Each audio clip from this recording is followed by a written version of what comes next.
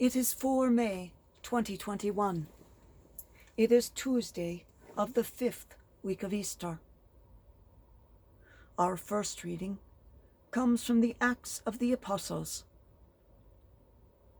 In those days, some Jews from Antioch and Iconium arrived and won over the crowds. They stoned Paul and dragged him out of the city, supposing that he was dead. But when the disciples gathered around him, Paul got up and entered the city.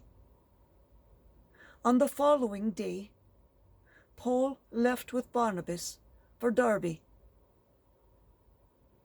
After they had proclaimed the good news to that city and made a considerable number of disciples, they returned to Lystra and to Iconium and again to Antioch.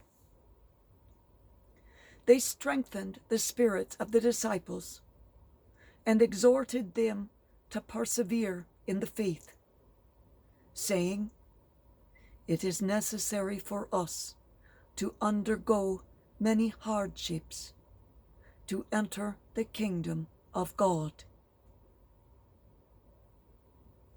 Paul and Barnabas appointed presbyters for them in each church, and, with prayer and fasting, commended them to the Lord, in whom they had put their faith.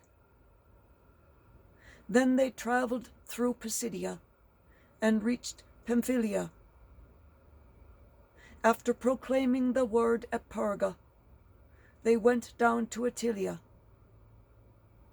From there they sailed to Antioch, where they had been commended to the grace of God for the work they had now accomplished.